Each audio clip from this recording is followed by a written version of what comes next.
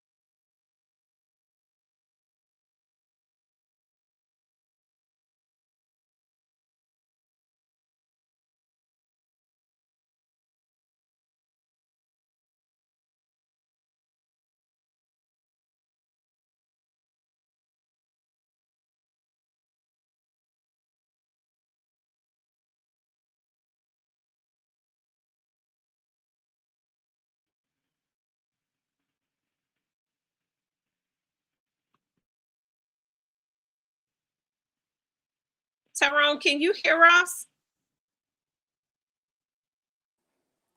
I can't hear Tyrone. Me neither. Okay, I couldn't hear Tyrone either.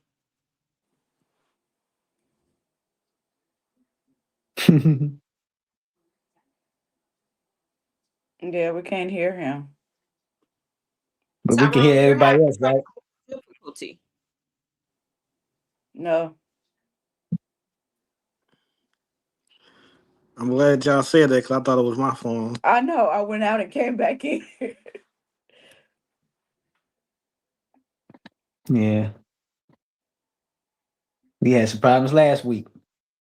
I think it's this new way he's trying to do it. Brenda, can you hear us? I hear you guys. Okay, so it's just Tyrone we cannot hear. Right. I didn't hear him. Did you guys hear him doing the introduction? No. Nope. Yeah, right. And he don't even notice we ain't. Okay, maybe he's gonna come back.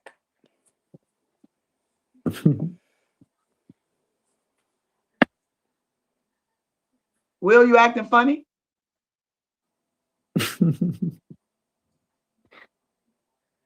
Will can't hear us either.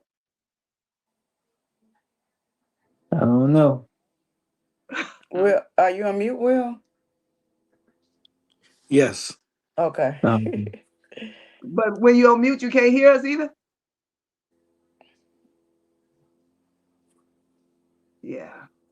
This is going to be an interesting night. I know, right? Yeah. I'm so glad I'm single.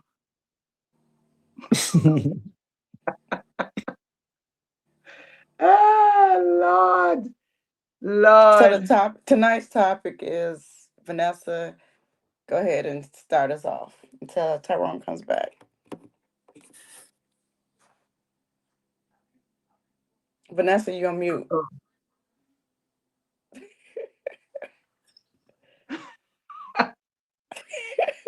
Everybody on mute tonight. Oh, Lord, help us. Jesus, let us pray. We don't pray before each show. That's part of our problem. Jesus, Vanessa, ain't no you on mute.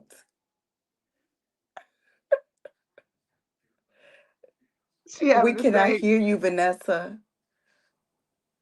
It must be when the leaders try to lead. Can you hear me now? Now we can, We yes. hear you now. Okay, and Tyrone is back as well. All right, y'all can hear me now, right? Yes, yes. Okay. Okay, we hear you now. Man, that's crazy. All right. I'm glad y'all can hear me. Woo. All right, y'all. So Well, like you I can was start saying, your introduction over. yeah, let me do my little intro because Yeah. nobody y'all can see me, but you couldn't hear me, right? We can Right. do both. We can do both.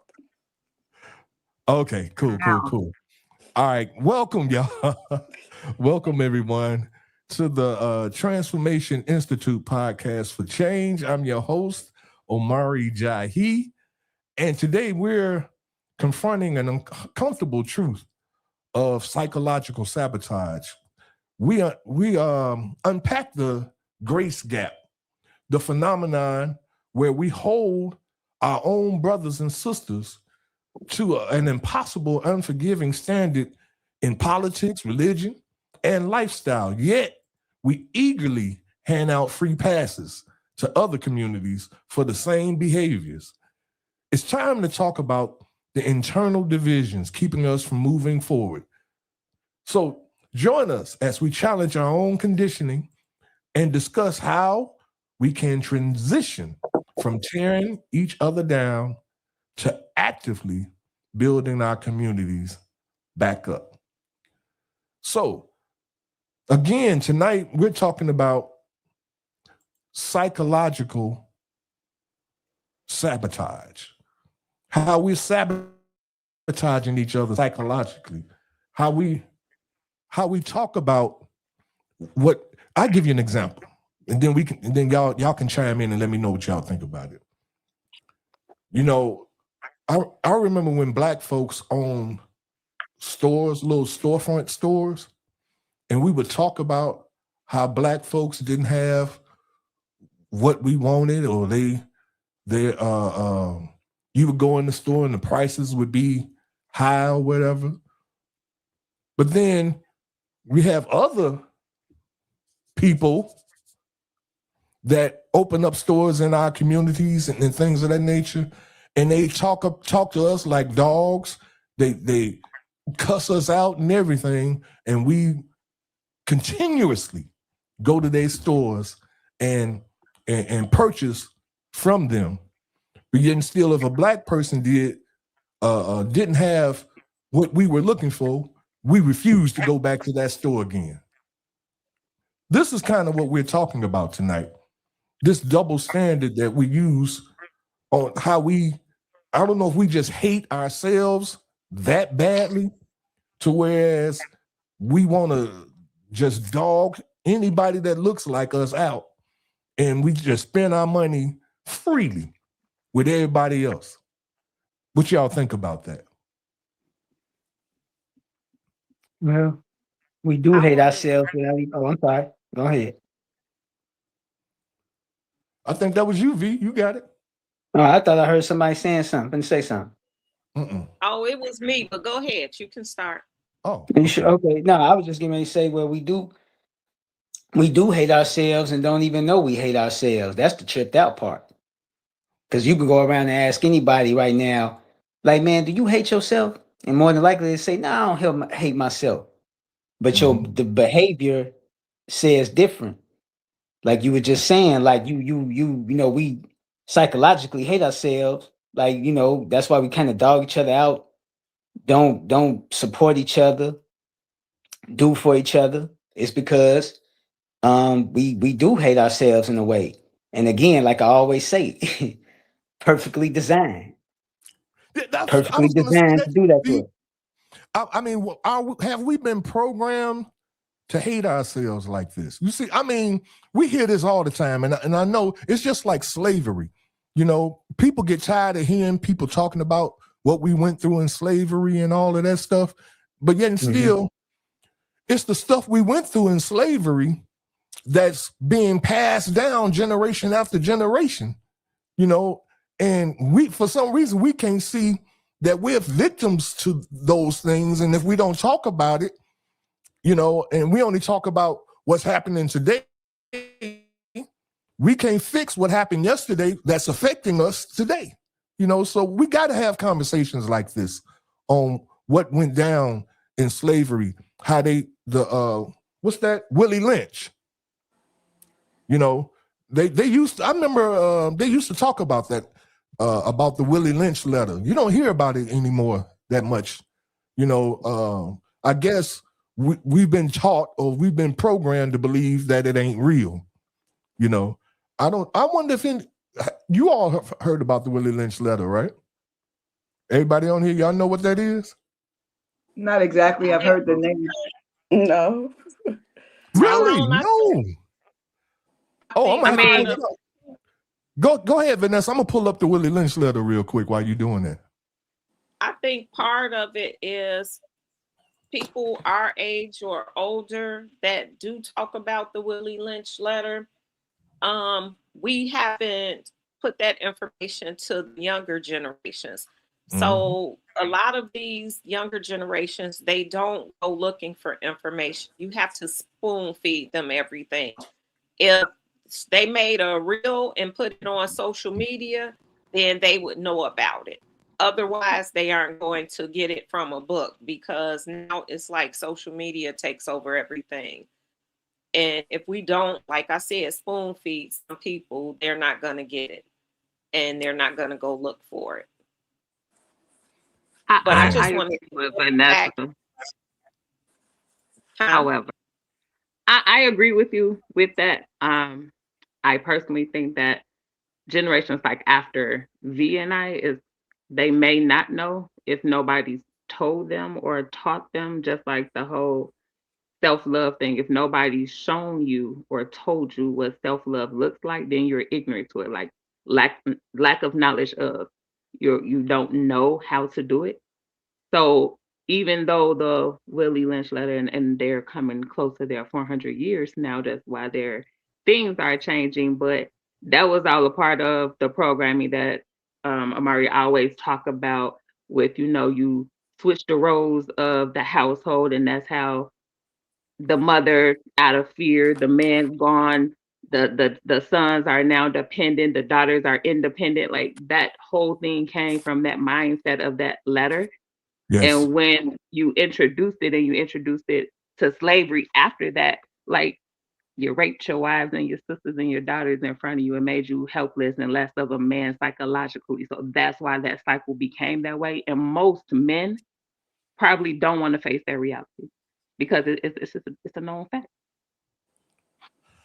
And again, if you don't know, it's like it's a lot of women that's coming out now about being molested when they were little girls. And the fact that they're talking about it and coming out with it and bringing it out, then healing can begin, when these kind of conversations can be had. But for some reason, we don't want to talk about slavery. We actually think that since we weren't the actual slaves, I'm talking about us in 2026, we weren't actually slaves. So that don't have nothing to do with us. That happened way back then, and there's no effect that has for me in my life today. And it's not true. Because this Willie Lynch letter was talking about how these white people, what they did to black people in order to make them have a slave mentality. And then they said, if you do it right, now this guy Willie Lynch was saying, if you do it right, they'll have this slave mentality for hundreds of years, generation after generation. Yes. You see, so it does. This thing that went down in slavery has a lot to do with us because we're the generations that's still carrying that crap on. But we don't even know it's the Willie Lynch that one of the things, I'm gonna just say this. One of the things dealing with what Willie Lynch said, and this was a thing, he was going from plantation to plantation, teaching these slave owners how to program their slaves, and he said one of the things you need to do is you have to pit the dark-skinned slave against the light-skinned slave. Now, ain't that shit happening now? Ain't we doing that now? Same thing. Same crap. You see what I'm saying? But this is what makes a nigga a slave, and we still perpetuating this because we're not familiar with this concept that this guy Willie Lynch was going around teaching these slave owners. And I'm gonna put, you gave me an idea. I'm gonna put the Willie Lynch letter. I'm gonna put a AI narrator on it. I'm gonna put video to it, some artwork or whatever, some footage, and I'm gonna put that out on Facebook and watch and see don't they shut me down. Oh yeah. Watch and see don't they shut it down. Why do we always, as melanated people, I would say for the mass majority, not all, so if it don't apply, let it fly. But why do we always talk about our heritage and we always start with slavery? Like we didn't start with slavery. Like we are the original people.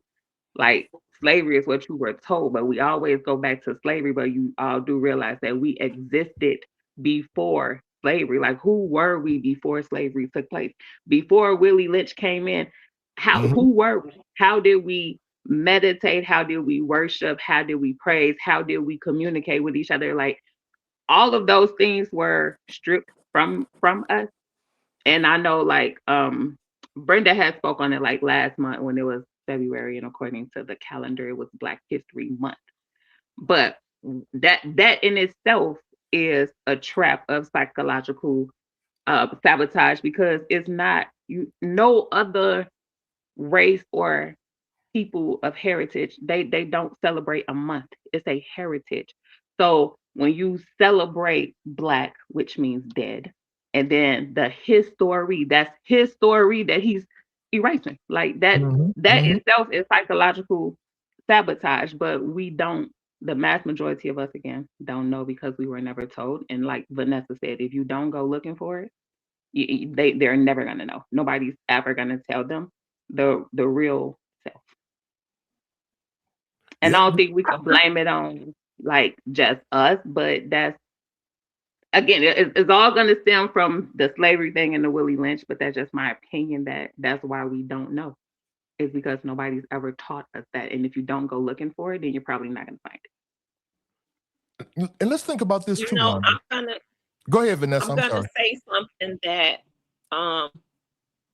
it might ruffle some feathers, but just touching on what you just said, Londa, we never start by telling our story of who we were. We were great people, and they did everything to copy us and stole everything that we did and put out into this world and put their names and their race on it. They attached it to themselves to make it look like we were inferior. So when slavery came around, it's like, okay, let's keep saying this, and then they'll believe it. So now, because slavery was such a mental thing for us, where now we're still going back, reliving slavery when we should be reliving the kings and queens and all the important things that we did for history, for the world's history. We need to start gravitating and regurgitating that information instead of starting with slavery. Sometimes when we start going back to slavery, it's almost like a cop-out. And I don't mean that bad, but it's like, that's what, when we're doing bad, we want to go and blame it. But here's the thing, we know what slavery did to us. We talk about it over and over and over again. So how many decades are we going to talk about what we know? Because we know that all of this stuff happened to us. We know what life was after slavery, how it affected us. We know how Jim Crow affected us. But now it's time to do something different about it. We can't keep saying, well, it's because this. We know it's because this. When are we going to start doing something about it and staying on track with everything? Because we can't keep saying, oh, it was because of slavery. Oh, it was because the white man broke up our families in the 60s and 70s, and they did this with welfare, and that's why the women are on top and everything. Okay, if that's what happened and we know that, what are we going to do about it in the future? You know, what are we going to do about it today? Because if we spend more decades talking about it, no one is getting better, and the situation will only get worse. I agree. I just want to ask a question. On here, I hear a lot of this. We've been programmed. I hear that a whole lot. Can somebody explain to me what do they mean by we've been programmed? I know, V, that you say that this was by design. I understand what you're saying, but us, are we programmed when we I know when we talk on here we say we, but as individuals, some of us don't have that slave mentality, or V, you said that we don't know we have it. We don't know that we're doing this. I kind of don't agree with that.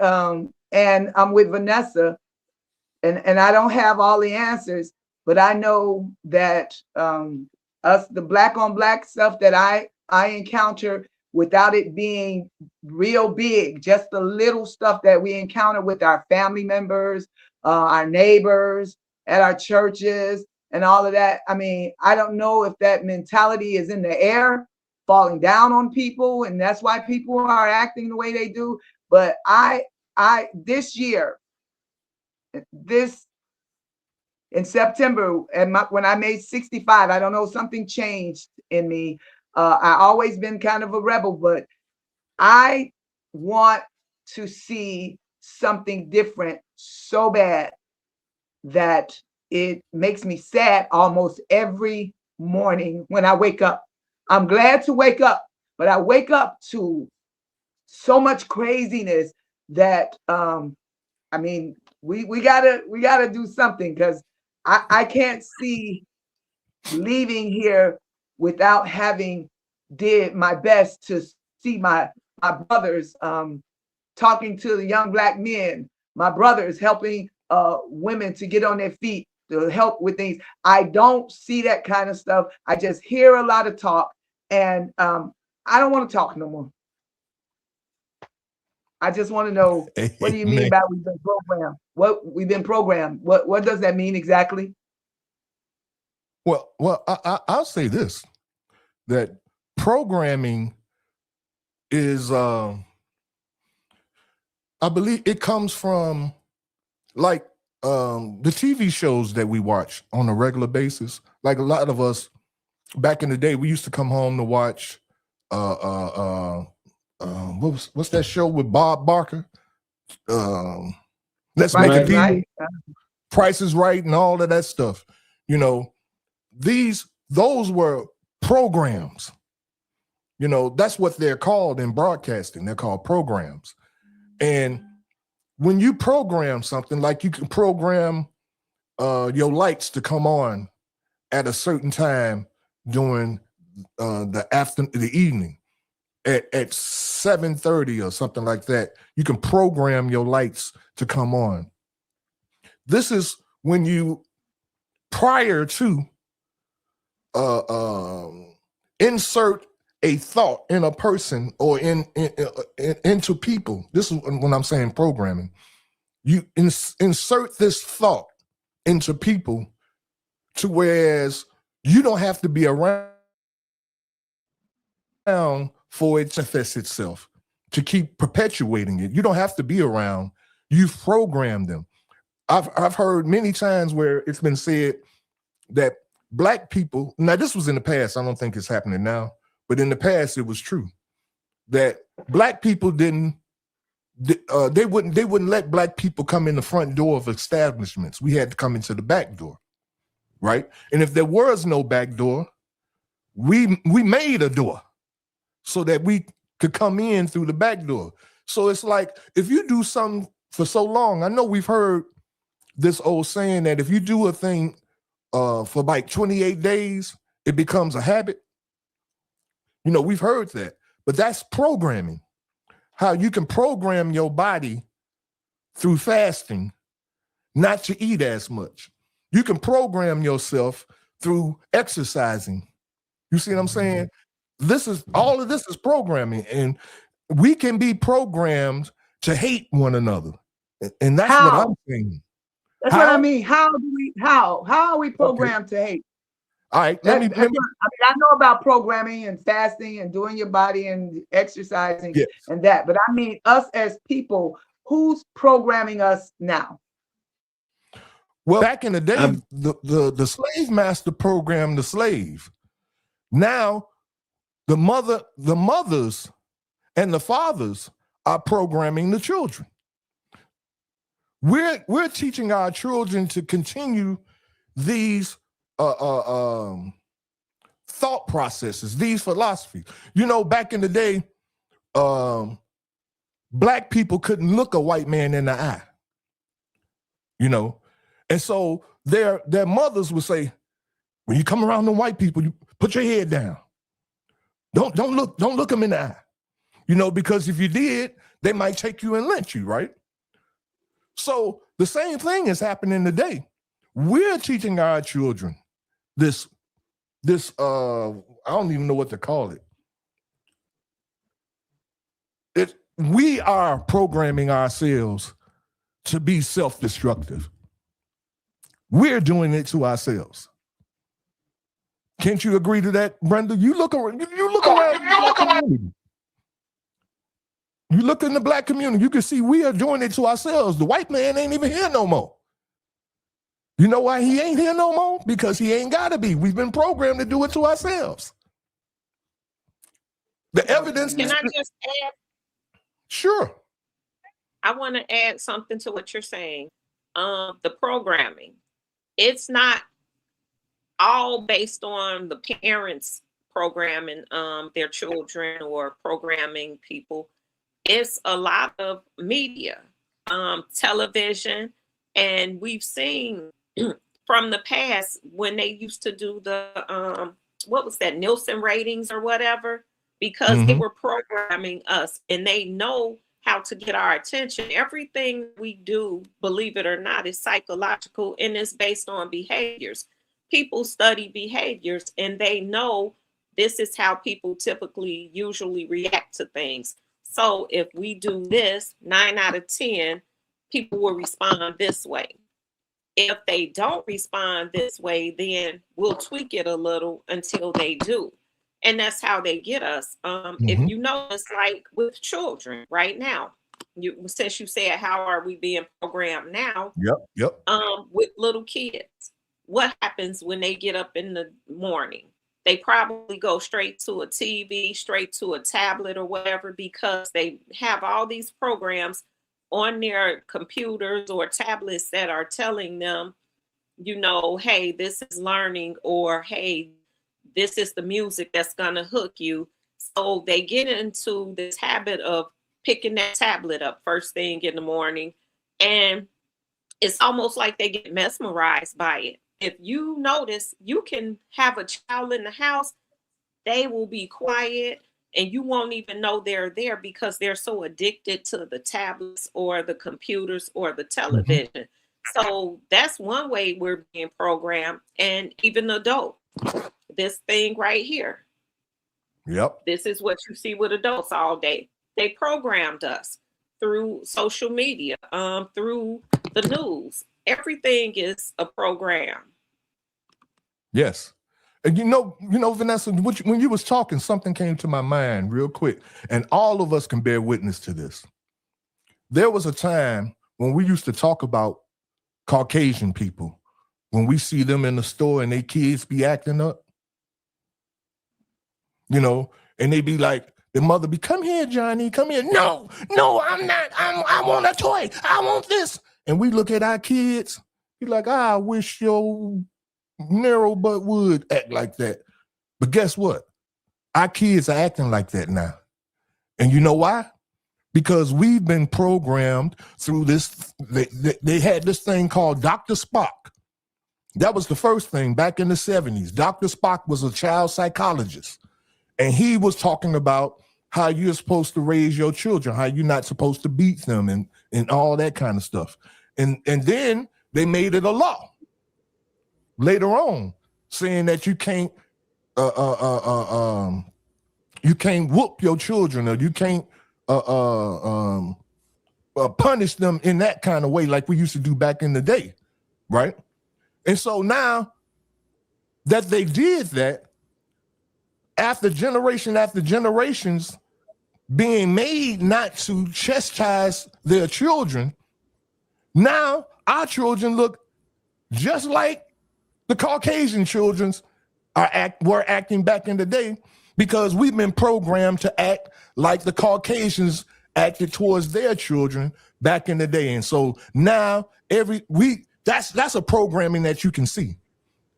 And you can see all the things Dr. Spock and the laws that they put into place in order for us to be where we are today, to be the kind of, because the Caucasian people look bad. They look bad back in the day when their children was acting up on them. And so to even it out, the laws was changed and a whole lot of stuff was put in place so that now Hispanic children act like that. African-American children act like that. Everybody's children acting crazy.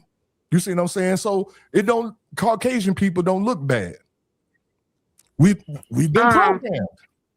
I mean, go ahead. Who was that? I don't know who that was. My perspective to answer Brenda's question, if they didn't give you enough, I think that, or when I speak on programming, I mean everything that you've been taught, like from birth until now, was a program. So when mommy and daddy raised you and they instilled values and ethics and morale into you, that was a program. They programmed you to do exactly and behave the way that they wanted you to do. Later on, the school system came along and they programmed you again. So even the language that we speak is a program. Propaganda, lack of knowledge of religion is all a program. We always refer to they, but we can't name they. We can't tell you who they is because we don't know the names of they. We just know it's somebody in higher position than us. So then, as Vanessa and Tyrone was speaking on, that comes with your program to believe, or you are made aware to believe certain things that's not true. And so, like, for me, I always tell people, like, the number one thing is, how do you think, or how does the mass majority of people think that you gave birth to a child that's yours? You registered when you went and registered for a birth certificate, you registered your child, but did you have knowledge that you basically abandoned that child to the state? That's why the state can call CPS and the state can come and get them and the state can make you get them vaccinated because you had no idea what you did when you registered for a birth certificate. And if you can go back and research it, Google it if you have to, that's what that means. The word register means to abandon. We do that, and you did that, and you had no knowledge that you did that. So now you gave them jurisdiction over your family. You went and got married, and what did you do? You registered for a license. Nobody told you that you didn't have to, because if you put it in your family Bible, it's considered just as good. Back in the days, I mean, at least in the 80s, you could put something in the newspaper, Chicago Sun-Times, the Star Tribune. If it ran in that newspaper for 2 weeks, that's basically your authentication saying that this is the real thing and you can't, like, it's an affidavit. But we don't know that. You're just conditioned to think whatever they tell us. So when I say programming, I'm meaning whatever it was that we was taught, it was a program. Like, if you can't think for yourself, if you don't question everything that we do, to me, that's a programming. So I kind of learned to deprogram myself and reprogram myself with what feels right to my spirit. And nothing feels right about your spirit that says you can't chastise your child. But when that child turns 17 or older, we, the state, the judicial court system, will chastise them for you. Does that make sense? Mm-hmm. Yep. Police will beat them down in the streets. For real. But you can't touch them. And that was just my thought on that. Yeah. Man, that's real talk, Londa. That's real talk. It's hit on the head. It's something we don't question. Like, we don't question programming. We don't question it. It's just something we do. Like Londa was just saying, you something you just do and don't even like question it in your mind. Like, why am I doing this? Mm-hmm. Like if somebody come and approach me, somebody could come approach me in the street. We know, walking through the south side of Chicago every day, somebody could just come approach me in the street and pull it with me just because they don't like the shit. They don't like the cut of my jib. They don't like the fact that I'm light skinned. It's like, you don't question yourself. Why don't I like this dude? You have something that you might not like about me, but you don't even know me personally. Mm-hmm. Right? Because it's almost like, well, this you programmed just not like a certain thing about me, or whatever the case. Mm-hmm. So Yeah, I mean, that's what I mean when I say, you know, when it was like programming, because you don't question a thing. It's just a way of life, but you never question the way of life. Or, well, why is it like this? Yeah, and how did it come to be like that? You see, like who somebody was saying earlier, and I wanted to jump on that. I think it was Londa, about we had a history before slavery, you know, and why is it that we don't talk about our history before slavery? Well, let's think about who is the one that documents and that's reporting Black history. It ain't you. It ain't me. It ain't nobody that look like you and me.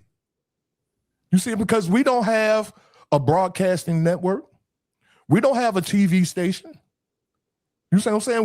We don't even have a newspaper. The Defender is gone. That was the last Black newspaper we had. You see what I'm saying? No, it's still around. It's still around, but it's not under Black control, you know, though.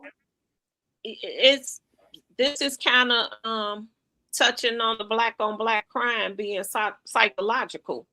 Mm-hmm. We do have all of this stuff, and we have had all of this stuff in the last maybe 10, 20 years that we haven't taken advantage of.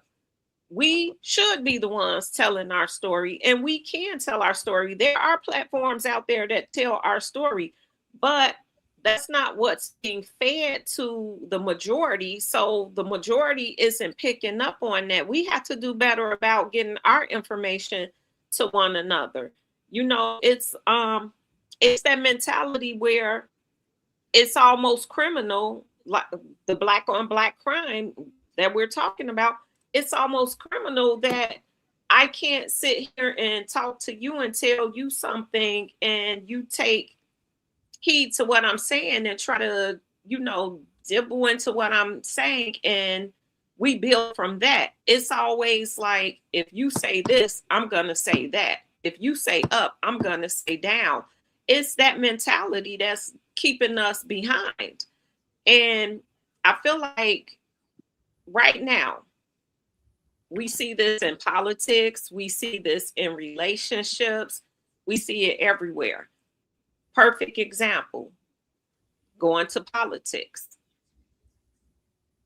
What is it about Black women in politics that it's like, oh no, we really don't want that. We'll vote for the white man before we vote for a Black woman. Like, why? Tell me why. Because you'll take a chance on a Black man, but you won't take a chance on a Black woman. But these are the people that's speaking up and doing things for the culture right now. And not just in politics. Tyrone, when we started out, you were talking about the grocery stores. We have a Black woman that opened a grocery store in Chicago. Black people should be clearing her store out every week, buying up her stuff just so she could be successful. Mm-hmm. We don't invest in each other, and then we cry about it.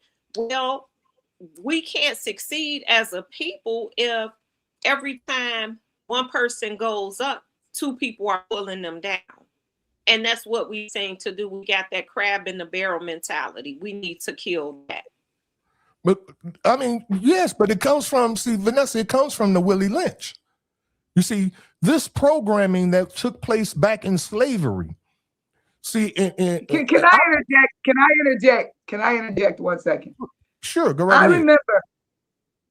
I remember, let me see, maybe in 1970, 71, around there, when my mother was one of 9 children, I think 9 children. Anyway, maybe 10. Anyway, when our people came up from Mississippi, or from wherever they came, mostly from Mississippi, when they came up, we all would get together. There was none of this, nobody pulling each other down. Everybody helped each other. People came up from the South, stayed in our homes. We had 2 bedrooms. We really had 1 bedroom and a bed that came out of the wall. But people stayed at our homes. We got along. We helped each other. They helped them get jobs.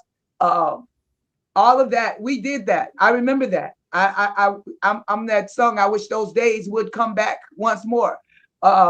So something happened. We changed a little. We loved a little. I didn't see the programming. You know, maybe it was there. I didn't see it in that particular thing. But now, look at us now. Our viewers are saying things on here too, guys. Some of them had some profound things to say, but we changed. I mean, my mother and father and them were different with their families. I see us today on the block.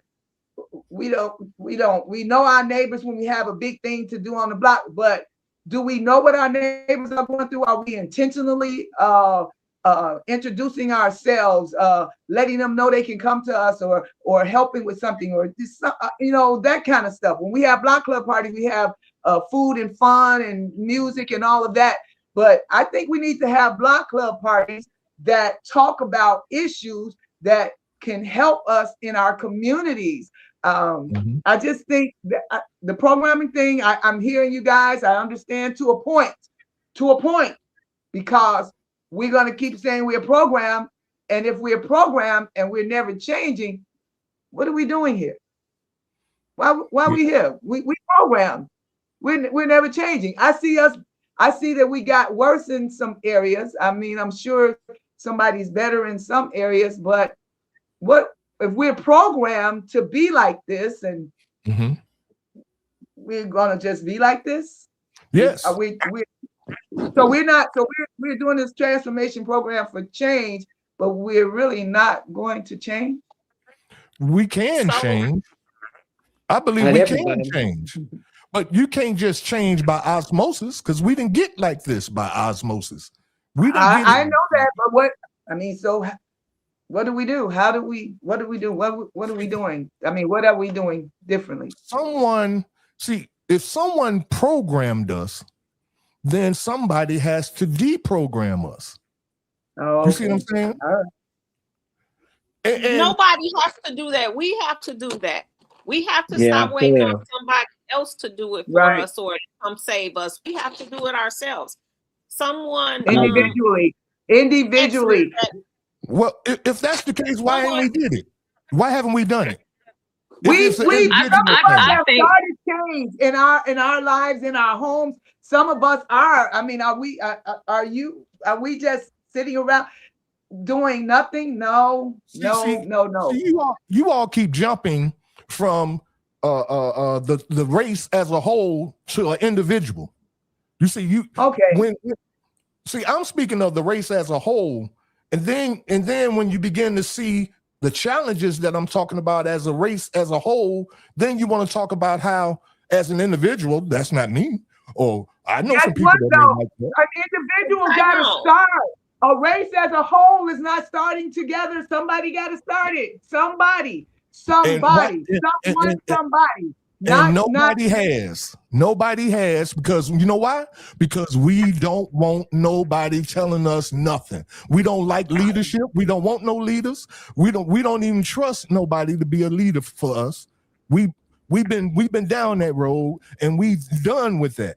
And that's why we walk around as a race of black people without a head, like a damn zombie. And so, so I got a question.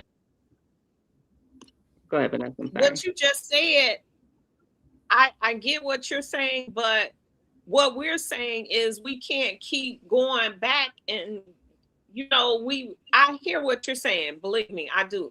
But here's the thing. If you are talking about the race as a whole and no one wants to listen, that's the black on black crime that's happening psychologically. Yes. No one wants to get together and listen. So we know that. Now, and we know why. We didn't get this way. We didn't get this way as a race as a whole. It happened individually over time. It just started happening in little sections, and then it became a big thing. So now we have to go and unpack it the same way it started. We may have to start in small sections until it reaches the whole race. Well, you know what? I would agree with you, Vanessa, if they wouldn't have made a concerted effort to get rid of our leaders.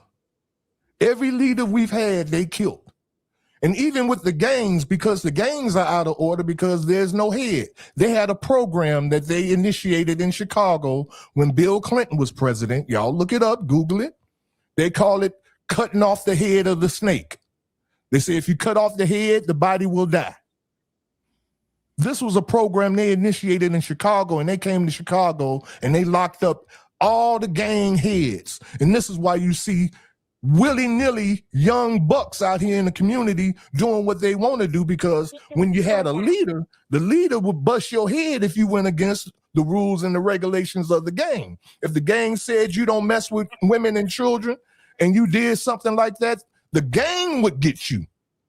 But now that there's no leaders, because again, this is by design. This is how we got like this. Okay, I agree with you on that. I totally do, because I always say that about the whole gang situation right now. But here's another way to look at it. We didn't have to fall apart when they put the gang heads in jail, because when you are the head of something, you know that there's a point where you won't be able to be over this and someone else will have to come and follow. So someone should have been able to pick it up where the Jeff Fords left off. You know what I'm saying? Someone should have stepped in and took that over. Now, the crab in the barrel mentality is what kept that from being successful, because it's too many Indians. Everybody wants to be a chief instead of just being an Indian playing your part. That's what messes us up. Brenda talked on something about how we used to come from the South and everybody lived together. I was talking about that last week, Brenda. That's how we used to do. That's how Hispanics do. That's how a lot of other groups do. Why can't we do it? Because of that crab in the barrel, because I don't want you to have what I have, because then you're going to be eye to eye with me. That mentality has to stop. If we keep looking at it that way, then we'll never have anything. And we can't keep just going back on what happened. And I get what you're saying, because you do have to know your history to build on your future. But at some point, we've told you the history. We told you the history in 1970. We told you the history in 1980. We told you the history in 1990. Why the hell do I have to keep telling you the history?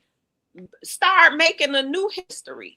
Give the generations ahead something positive to talk about us, and not just be like, oh, those dummies fell for the okie doke. They did the same stuff generations before them did.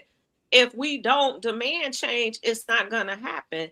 And we don't have leaders because nobody really wants to step up and be a leader.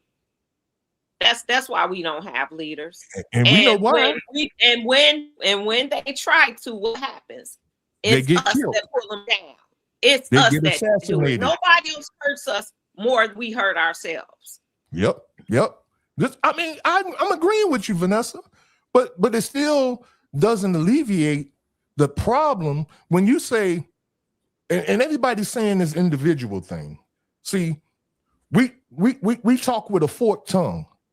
We say we need to come together. We need to get together. We need to do things together. And then we'll turn around and say it's an individual thing. Every individual got to get it together, and then we can come together.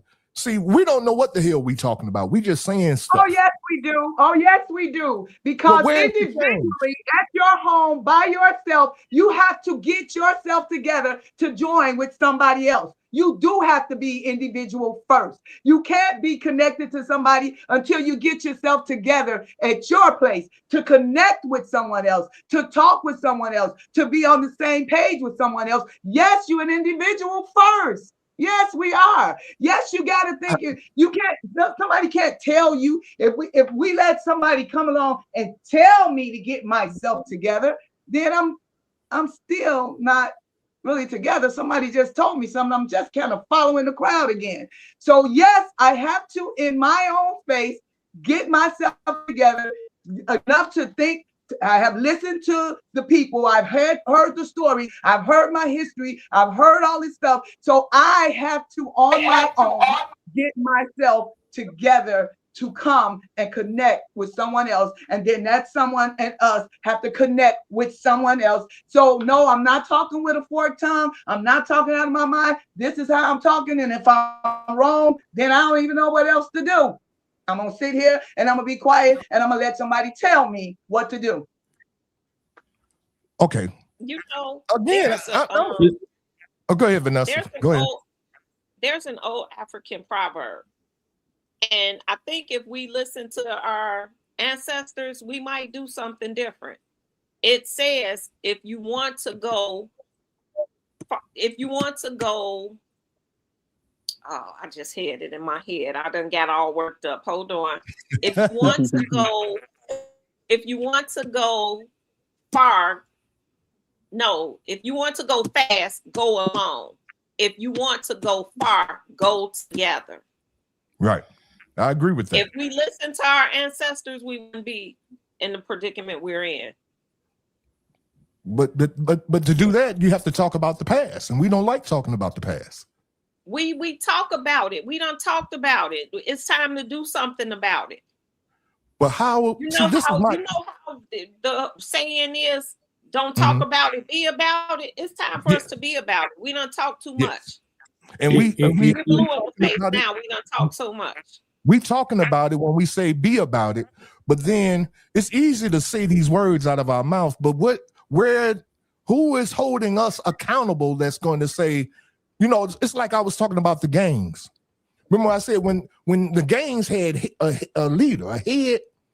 If somebody in the gang, and just like even in the black family, when the black man was the head of the family, if the children got out of line, he stepped in with the rules and the regulations. Say, hey, this is the rules of this house. Blasey, we. If you aren't going to abide by these rules, get the hell out. Same thing with the gangs. But when you remove the head out of the house, when you move the head out of the gangs, you see a pattern happening here. When you begin to remove the heads, their whole concept is what? Cut off the head and the body will die. Okay, and what happened? Well, to your point, though, since we don't have a head in gangs no more, we can actually implement the same strategy by utilizing celebrities.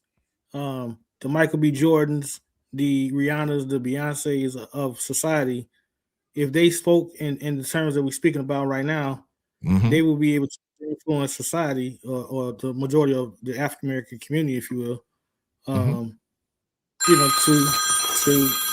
to do what we're talking about. Because what we're talking about is not far fetched.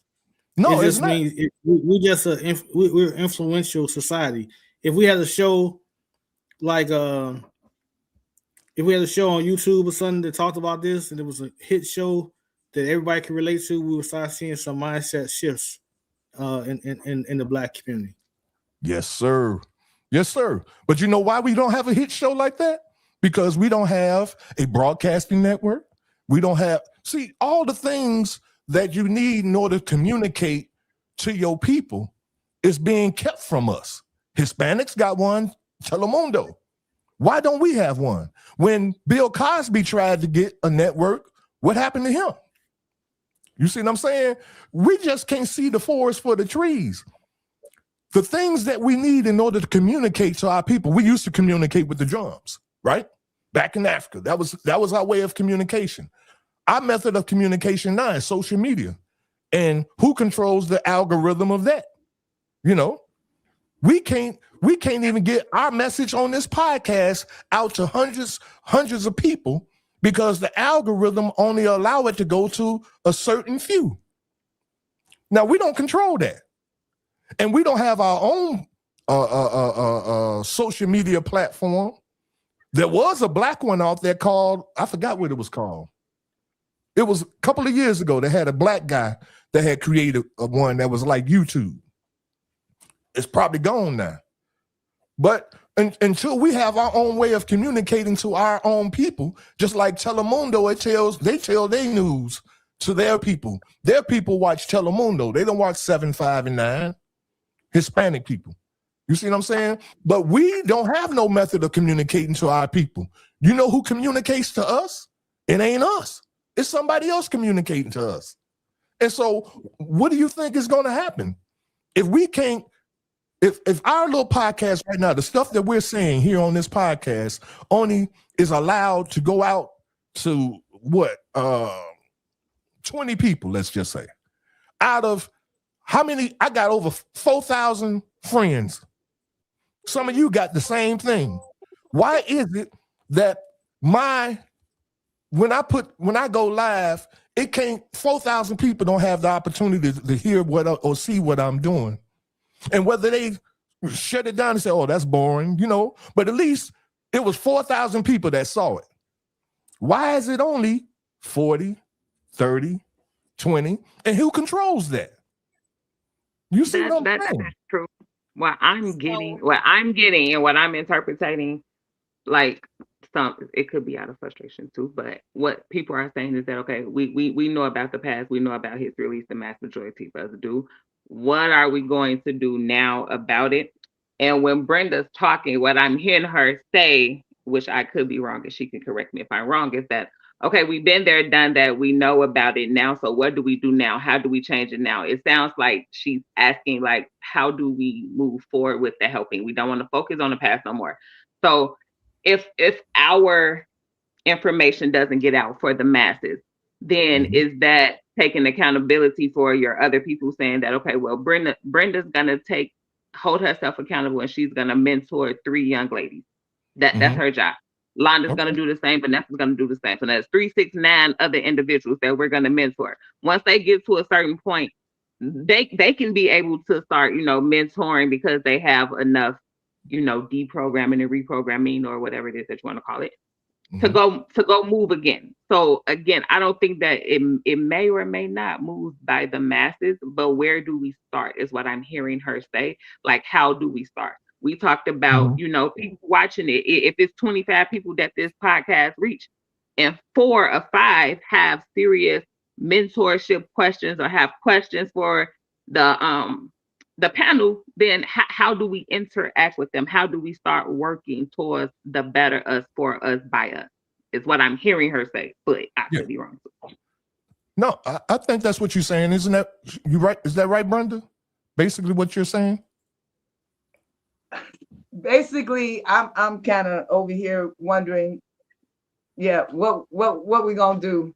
I mean, I don't know, man. I'm kind of lost here. I'm saying some of that, but I'm kind of lost here. I'm kind of lost on that. We're programmed and we can't do anything. That's what I'm getting in my spirit. I don't know if I'm programmed to think like that, but I'm getting that we've been programmed and we can't move from here. No, I don't think that's what's being said. Okay. I think what's being said here is the thing is, how do we make the changes that we want to see? I don't think we know. Well, maybe I should say it like this, because there was somebody in the audience that said something about how we're talking is kind of like it's condemning everybody or putting everybody in the same box. And that's not what I'm saying. I don't think that's what you all are saying either. I'm speaking general. When I speak, I'm speaking as a mass race of people. That's how I'm speaking. And that the majority of our people fall under this. It's not everybody. I don't even think the people on this podcast, fall under that.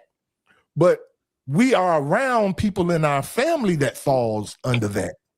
Now, what do we do in order to change, like Brenda said, as an individual in your family? What are you doing to change it. And what standard? See, and that's the main thing. What standard are you standing on that you will not allow friends, family to disrespect? What standard are you going to stand on? I spoke about my granddaughter. Oh man, we out of time, but we got to have closing thoughts. But I'm gonna just say this. I told you all about a story about my granddaughter had came to my house, and she was wearing something very inappropriate, and I got on her about it. And the next time I saw her, she wasn't wearing it. Now, did that mean she still she stopped wearing it, or she just stopped wearing it around me? You see what I'm saying? Which says something about her respecting my standard that I held up. See, when we don't have anything that we're standing on, what do they say? We fall. And this is my closing thought. If you don't stand up for something, you will fall for anything. And we've been falling for a lot of stuff because we ain't standing on. And when I say we, I want to be clear. I'm not saying everybody. If that's not you, please don't get in the comments and start saying, you putting us all in the same box. No, I'm not putting us all in the same box. We, when I say we, I'm speaking of Black people as a race. We are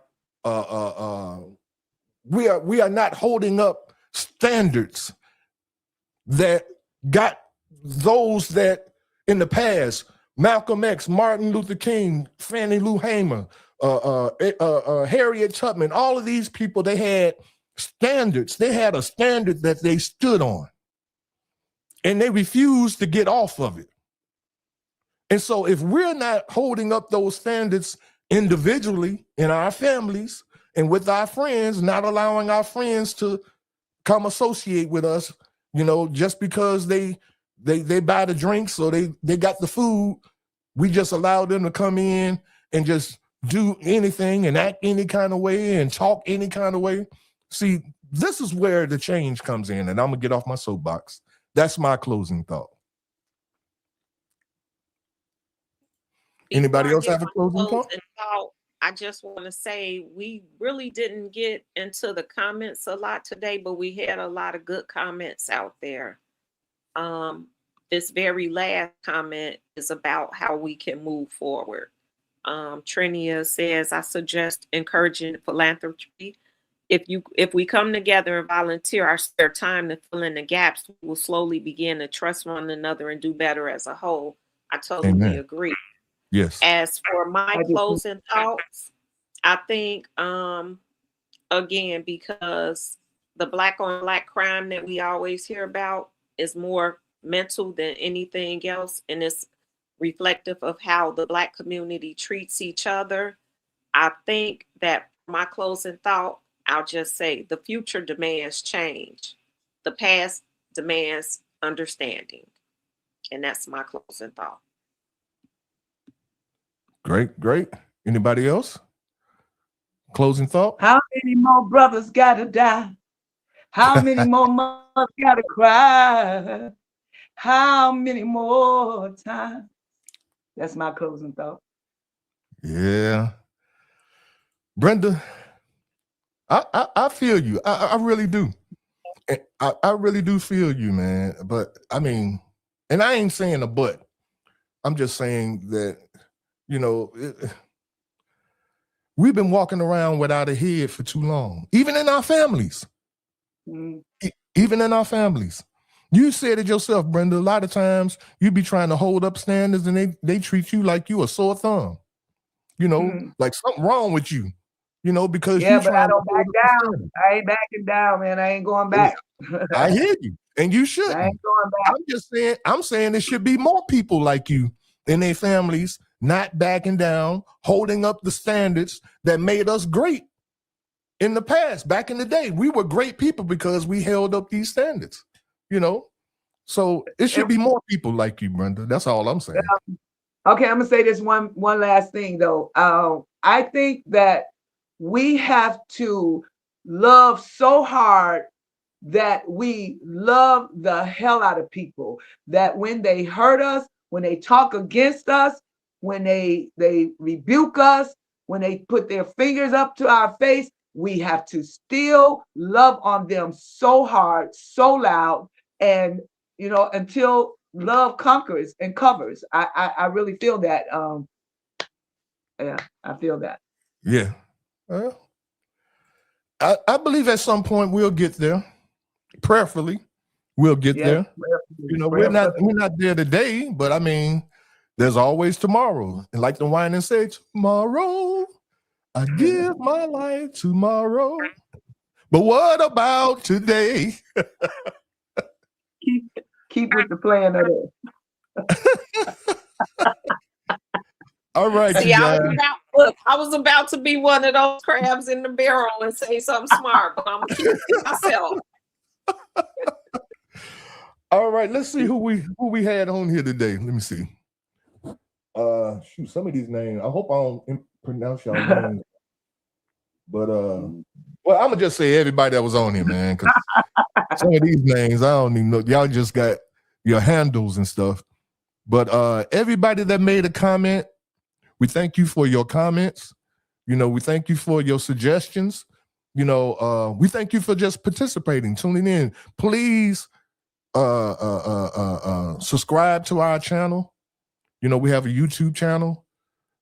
Like, share this a podcast with friends and family, because again, if we only getting this conversation out to 20 people, and those 20 people are just in Chicago, now, I'm not saying it is, but I'm just hypothetically saying, then we have the ability to make things go viral.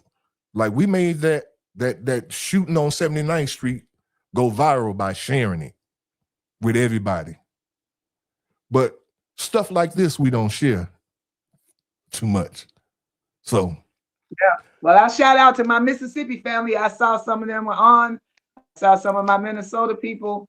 Praise God. Okay. That's beautiful. I'm glad that this conversation was shared out to Mississippi and to other states and cities and things of that nature. I'm hoping and I'm praying that it grows. I mean, because I remember when we first started, we was getting like 2 or 3 people, that was watching our podcast. And I believe it's up to more than that now.